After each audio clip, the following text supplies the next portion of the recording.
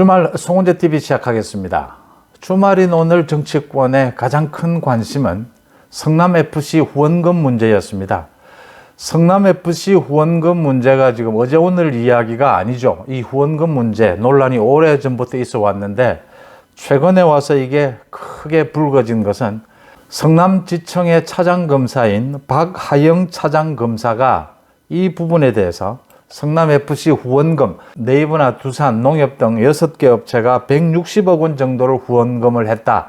지난 2015년경에 160억 원을 후원금을 냈는데 이렇게 많은 액수를 단기간에 이렇게 낸 것도 굉장히 과거에 보기 힘든 일인데다가 이 후원금이 다른 곳으로 빠져나간 것은 없느냐, 이런 부분들이 논란이 된 겁니다. 얼마 전부터 성남지청의 차장검사인 박하영 차장검사가 이 부분에 대한 수사를 총괄 지휘해 오다가 도저히 수사를 못하겠다, 이런 식으로는 검사 생활을 못하겠다라고 하면서 지난달 25일이었습니다. 지난달 25일에 사의를 표시를 하면서 이게 논란이 불거졌습니다. 왜 사의를 표했느냐라고 하니까 도저히 성남FC 의혹 부분에 대해서 정말 많은 문제들이 있는데 수사를 가로막고 있어서 제대로 수사를 할 수가 없다. 이래서 지금 이게 발칵 뒤집어졌던 겁니다. 누가 이 수사를 막았느냐라고 하는 부분입니다. 지금 성남지청장인 박은정 지청장, 대표적인 추미애 전 법무부 장관의 핵심 측근이었고 윤석열 당시 검찰총장 찍어내기에 가장 앞장섰던 친여 성향의 검사로 분류가 되고 있죠. 이 박은정 지청장이 가로막아 왔다. 이 수사를 가로막고 방해해 왔다. 그게 김호수 검찰총장까지 나서서 수사를 가로막아 왔다. 이런 의혹이 제기가 되면서 이게 더 큰 문제가 되어 왔습니다. 그러니까 다른 업체들은 모두 후원금을, 5개의 다른 업체들은 모두 후원금을 성남FC로 직접 후원을 했는데 네이버만 40억 원의 이 후원금을 성남의 한 시민단체에 후원을 해서 이 시민단체를 거쳐서 성남FC로 후원을 한 것으로 이렇게 계속 밝혀왔습니다. 그래서 왜 이랬을까? 성남FC에 후원을 할 부분이면 성남FC에 직접 하면 되는데 왜 시민단체를 거쳤을까 하는 부분, 네이버 부분, 이 부분만이 계속 의문으로 남아왔습니다. 그런데 이 부분에 대해서 오늘 CBS 노컷뉴스가 단독으로 보도를 했습니다. 세금, 국세청에 확인을 한 결과 이 네이버에서 낸 후원금 40억 원이 시민단체를 거쳐서 성남FC로 넘어가는 과정에서 10억 원이 빠졌다. 이 10억 원 빠진 것이 성남시로 직접 들어갔다라고 하는 겁니다. 이재명이 성남시장으로 있을 때의 이야기입니다. 2015년. 이재명 성남시장으로 있을 때부터 계속 밝혀온 것이 성남FC 후원금으로 40억 원을 받았다라는 것인데 네이버의 후원금 40억 원만은 한 시민단체를 거쳐서 성남FC로 들어갔다라고 했고, 그래서 그런 줄 알고 있었는데 오늘 CBS 보도로 그 중에 10억 원은 그 시민단체인 희망살림이라고 하는 시민단체입니다. 이 희망살림이라는 시민단체에서 모두 성남FC로 입금을 하지 않고 10억 원을 빼서 성남시에 직접 지급을 한, 이런 사실이 확인이 됐습니다. 성남시가 10억 원을 받아서 어디에 썼느냐, 이게 어디로 흘러갔느냐, 이 돈 부분을 더 확인해 봐야 되겠지만 중요한 것은 그동안 성남시나 이재명 시장이 밝혀온 내용과는 지금 5, 6년간 밝혀온 내용과는 완전히 다르다라고 하는 부분입니다. 이 부분을 왜 숨겨왔을까? 이 네이버의 40억 후원금 부분, 이렇게 시민단체를 거친 부분도 의문점이 많은데 이 중에 10억 원은 성남시로 직접 돈이 입금이 됐다. 또 이재명 후보는 이 부분을 왜 이렇게 숨겨왔을까? 이게 국세청 자료로 확인이 됐다. 이 부분입니다. CBS에서도 이걸 보도를 하면서 의문점으로 남긴 것인데, 그러니까 성남지청에서 지금 검찰총장이나 성남지청장이 이 수사를 가로막은 이유가 이 성남FC 후원금에 대한 수사, 이 부분을 가로막고 방해를 한 이유가 이것 때문 아니겠느냐. 네이버의 이 40억 원 가운데 10억 원이 성남시에 직접 그 돈이 흘러들어갔다. 네이버에 본사를 짓는데 성남시가 특혜를 줬다라는 부분, 또 두산에 본사 건물을 짓는데 특혜를 줬다. 이런 특혜 논란과 함께 10억 원이라고 하는 돈이 직접 성남시로 흘러들어갔다라고 하는 부분, 이것이 있었기 때문에 이 수사를 가로막은 것이 아니냐, 이런 의혹을 불러일으켰습니다. 정치권에서는 오늘 이런 일까지 성남FC 부분의 문제는 지금 계속해서 문제가 되고 있습니다. 이 성남FC에 관련되는 문제는 이 대선 기간 중에도 곧 어마어마한 건이 터질 것이다. 이게 지금 명쾌하게 정리가 되지 않는 부분들이 너무 많다. 이 160억 원이 너무나 단기간에 너무나 큰 액수가 돈이 후원금으로 들어왔고, 프로축구단에 이 돈들이 어디로 흘러 들어갔는지가 지금 명료하지가 않다라고 하는 점입니다. 이렇게 10억처럼요.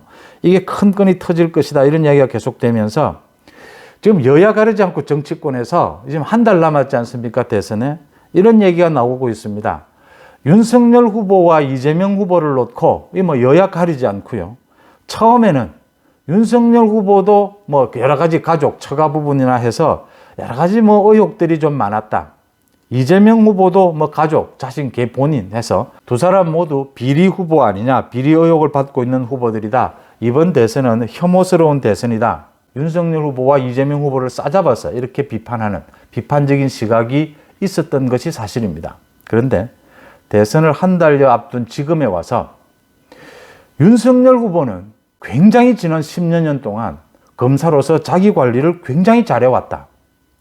이재명은 대선 후보로서 지난 10여 년 동안 전혀 평균적인 일반 사람들보다도 자기 관리를 더 못하고 있다.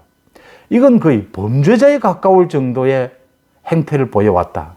이런 부분입니다. 많은 것들을 이렇게 선거 국면에는 경쟁이 치열해지지 않습니까? 그래서 많은 부분들을 다 일일이 이 선거 구도라든가 정책, 이 모든 것을 다 거론하기가, 또 평가하기가 너무나 복잡하기 때문에 전체적으로 이런 이야기들을 많이 합니다. 운이 있다 없다. 이번 승부에서, 대선 승부에서 윤석열 후보가 운이 있다. 국민의힘이 운이 있다. 야권 쪽에서 운이 좀 있다. 정권 교체를 할 운이다. 이런 얘기를 많이 하는 이유가 구체적으로 들여다보면 이제 거의 하나둘 대선을 한 달 앞둔 이 지점에서 확인이 되고 있습니다. 이재명 후보는 지금 자신의 업무 추진비, 도지사 업무 추진비입니다. 이 업무 추진비를 횡령한 의혹, 이 부분요. 이 지금 부인이 김혜경 씨가 한 것으로 지금 또 김혜경 씨는 또 5급 공무원에게 떠넘기고 있는데, 이재명 자신의 일입니다. 자신의 업무 추진비를 횡령한 부분, 이 의혹입니다.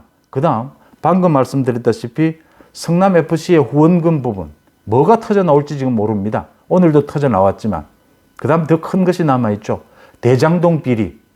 대장동 비리 의혹에 있어서 이재명 당시 성남시장의 배임 혐의만 지금 거론이 되고 있는데, 이번 대선 국면 안에서도 뭐가 터질지 모릅니다. 그 폭발력은 어마어마할 것이다라고 하는 점입니다. 이런 점에서 지금 이재명 후보는 뭐 가족이니 뭐 과거니 갈 필요도 없이 본인이 지금 성남FC 후원금, 자기 업무 추진비를 가지고 횡령을 한 부분, 대장동 비리, 본인이 이런 비리들을 안고 있다. 이게 지금 대선 후보로서 자격이 되느냐? 민주당이 그래도 집권 여당인데 이런 후보를 가지고 대선을 치를 수 있겠느냐? 이런 얘기가 나오지 않을 수가 없고요. 반면에 윤석열 후보는 많은 의혹들이 있었습니다. 문재인 정권에 의해서 정말 탈탈 털렸죠. 그렇긴 하지만 뭐 의혹은 의혹이었습니다. 윤석열 후보 자신을 비롯해서 뭐 처가까지 무려 20건에 가까이 수사를 받았습니다. 문재인 정권에 의해서 억지로 받은 것들이 대부분이었죠. 그래도 뭔가는 나오지 않겠느냐라고 했는데, 지금 보시다시피 고발 사주를 비롯해서 뭐 처가 부분들 모두 포함을 해도 별로 드러나는 것이 없습니다. 윤석열 후보 자신의 말대로 자신이 지난 10여 년 동안 정권에 의해서 견제를 받아왔다. 탄압을 받아왔다. 그래서 자기 관리를 좀 철저히 할 수밖에 없었다. 정말 술 한잔 마시는 것도 굉장히 조심하면서 했다. 이렇게 할 정도로 윤석열 후보가 자기 관리를 굉장히 잘해왔구나 라는 부분이 지금 드러나고 있는 겁니다. 이제 대선을 한 달여 앞두고 두 후보를 비교하면서 윤석열 후보는 전체적으로 운이 있는 것이다. 이재명 후보는 스스로 무너지고 있다. 이런 얘기들이 정치권에서 나오고 있습니다. 윤석열 후보가 뭐 운이 있는지 없는지는 더 지켜봐야 되는 대목인데, 남은 숙제가 있습니다. 안철수 후보와의 단일화입니다. 후보 단일화를 이루어내긴 해야 하는데, 이게 지금 후보 단일화를 옆에서 강요한다라고 해서 또 후보 단일화가 중요하다라는 점을 막 강조한다고 해서 후보 단일화가 되지는 않는다라고 하는 점입니다.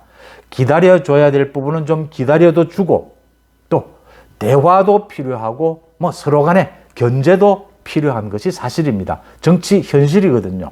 그래서 정말 뭐 JP와 DJP 연합 이야기가 자주 나오는데 저도 그 당시에 들었던 이야기입니다.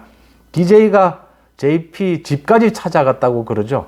그래서 DJ가 JP 집을 찾아가서 DJ가 좀 다리가 불편했지 않습니까? 그래서 지팡이를 짚고 다녔는데 그 지팡이까지 팽개치면서 거실에 바닥에 털썩 주저앉았다고 그러죠.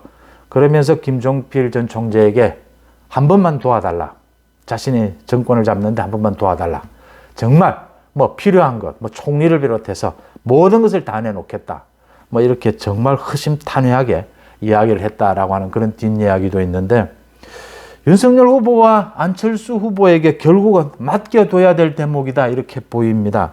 뭐 물밑으로 여러 사람들이 나서고 있다는 이야기는 들리고 있습니다.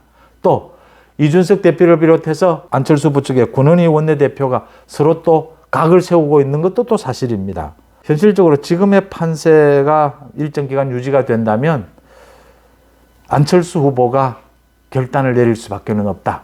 그 안철수 후보의 결단을 위해서 윤석열 후보는 정말 많은 것을 양보할, 아까 말씀드렸다시피 DJ가 JP를 향해서 정말 인간적으로 모든 것을 내려놓고 부탁을 하고 많은 것을 양보했듯이 그런 것들이 필요하지 않느냐. 그 부분을 윤석열 후보와 안철수 후보에게 좀 맡겨두는, 좀 믿고 맡겨두는 이런 것도 필요하지 않나라는 부분을 말씀을 드립니다. 송재TV 마칩니다. 고맙습니다.